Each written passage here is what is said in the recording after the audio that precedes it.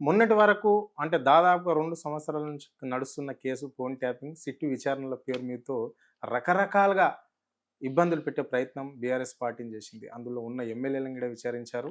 కేటీఆర్, హరీష్ రావులను కూడా విచారించడం జరిగింది. అందులో ఉన్న రాజ్యసభ ఎంపీని కూడా సంతోష్ రావుని కూడా విచారించింది. మొన్న కేసీఆర్‌కి కూడా విచారించడం జరిగింది. మరి ఇంకెవరన్నా ఉన్నారా? ఈ ఫోన్ ట్యాపింగ్ కేసులో ఇంకెవరినన్నా విచారించడం జరుగుతదా? ఈ ప్రభుత్వం ఇప్పటికే క్లోజ్ అయిపోతుందా ఇది? మళ్ళా గిట్లాంటి సందర్భం ఏదన్నా వస్తే హ్మ్. ప్రభుత్వం అవినీతి భాగోతాల్ని మేము బీఆర్ఎస్గా బయట పెడితే హ్మ్. తెలంగాణ ఆస్తులను, తెలంగాణ సంపదను వీళ్ళు దోచుకోకుండా మేము ప్రజల ముందు పెట్టిన సందర్భం ఏదన్నా ఉంటే హ్మ్. వీళ్ళ స్కామ్లను, వీళ్ళ కుంభకోణాలను హ్మ్. బజార్లో పెట్టినటువంటి సందర్భంలో మళ్ళా ఇట్లాంటి అవకాశాలు వాళ్ళు తీసుకుంటారు. హ్మ్. సిట్టు లేదు, పొట్టు లేదు, వాళ్ళు విచారణ చేసింది లేదు, అక్కడ జరిగింది లేదు. హ్మ్.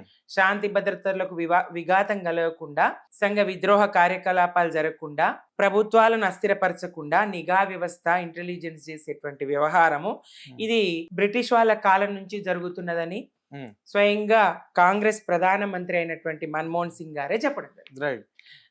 అందులో పెద్ద ఇదేం లేదు. కాకపోతే దాన్ని ఒక నేరంగా చూపించి 2009, 2010 సంవత్సరంలో దాదాపుగా ఈ దేశంలో 900 మంది ఫోన్ ట్యాపింగ్ చేసినామని చెప్పేసి ఆయన ప్రెస్ మీట్ పెట్టి చెప్పడం జరిగింది. మరి ఇంత చట్టభద్రత ఉన్న ఈ సిట్టు విచారణలో మరి కేంద్ర ప్రభుత్వం ఎందుకు జోక్యం చేసుకోవడం లేదు?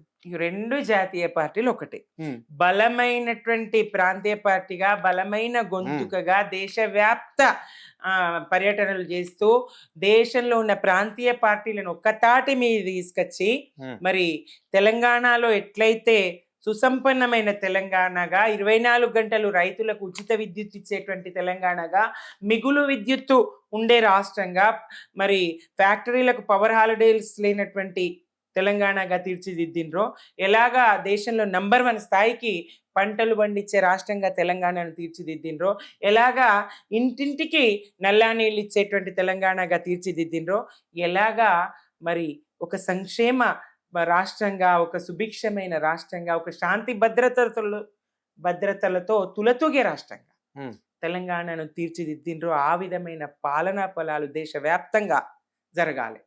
తలాపున ఉన్నటువంటి గోదావరి చార నీళ్ళు ఎన్నడవలేదని గద్దర్ విలపించిండు. రైట్. గోదారమ్మ తెలంగాణను గొడ్రాలిని చేసిపోయిందమ్మా, అమ్మా తెలంగాణమా ఆకలి కేకల గానమా. ఆ ఆకలి కేకల గానాన్ని అన్నపూర్ణ తెలంగాణగా మలిచి కవులు దుఃఖించిండ్రు. తలాపున పారుతుంది గోదారి, మా సేను మా సెలుకా ఎడారి, తెలంగాణ రైతు బతుకు అమాసా, ఈ ఆంధ్ర బాబు చేస్తుండు తమాషా అని తల్లావజ్జల పాడుకున్నాడు. అందశ్రీ చూడు తెలంగాణ చుక్క నీరు లేని దాన, మా గోడు తెలంగాణ బ్రతుకు పాడైన వీణా. ఇట్లా ఒక్కరిద్దరు కాదు, వందలు వేల కవులు గొంతెత్తిండ్రు, ప్రశ్నించిండ్రు, గాయకులు వాడుకున్నారు, దుఃఖాన్ని విలపించిండ్రు. వలపోతల తెలంగాణ ఆ స్థాయినున్న తెలంగాణను ఒక అన్నపూర్ణ తెలంగాణగా, సుఖశాంతుల తెలంగాణగా, సుభిక్షమైన తెలంగాణగా తీర్చిదిద్దిండ్రు. ఆ నీళ్ళని ఇటు మలిపిండ్రు. తలాపున ఉన్న గోదావరి నీళ్ళను మలిపిండ్రు, కృష్ణమ్మ నీళ్ళను మలిపిండ్రు, నదుల నీళ్ళను. గోదావరి కృష్ణమ్మలు మన బేళ్లకు మల్లాలే, పచ్చని మాగాణాల్లో పసిడి సిరులు పండాలే, సుఖశాంతుల తెలంగాణ సుభిక్షంగా ఉండాలి, స్వరాష్ట్రమై తెలంగాణ స్వర్ణయుగం కావాలి.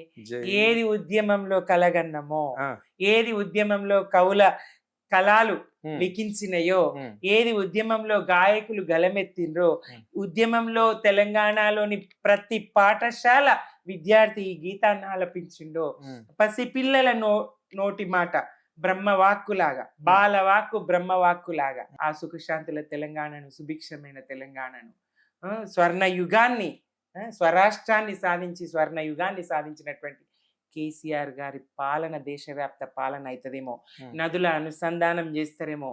ఎందుకంటే ఈ పథకాలన్నీ వాళ్ళు కాపీ కొడుతూ ఉంటారు.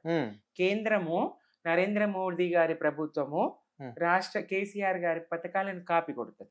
అట్లానే రైతు బంధును వాళ్ళు ఈ స్థాయిలో ఇవ్వరు అనుకోండి, కాపీ కొట్టినా ఈ స్థాయి ఇవ్వరు, ఏదో నామమాత్రంగా చేసినామా అంటే చేసిన అన్నట్టు 2 ఎకరాల లోపు రైతులకు ఎంతో కొంత 2000 ఏమో ఒక్కో పంటకి ఇస్తూ ఉమ్, పంట సాయం వాళ్ళు చేస్తాం. ఉమ్, అలాగే మనం చేసినటువంటి మిషన్ కాకతీయ అని కూడా వాళ్ళు కాపీ కొట్టి దేశవ్యాప్తంగా ఒక 500 సరస్సులనేదో శుద్ధి చేసే కార్యక్రమం. ఏదైతే మిషన్ కాకతీయలో చెరువుల పూడిక తీసుకున్నామో, ఎట్లయితే ప్రతి చెరువును బాగుపరుచుకున్నామో, ఉమ్, దేశవ్యాప్తంగా వాళ్ళు కొద్ది సంఖ్య, పరిమితమైన సంఖ్య ఉమ్, చెరువుల పూడిక తీత కార్యక్రమం తటాకాలని చేసే స్వర్ణ సరోవరు ఏదో పేరు పెట్టి వాళ్ళు చేస్తాం. ఉమ్, ఇగో ఇట్లాంటి పథకాలతోని కేసీఆర్ ముందుకొస్తున్నారు.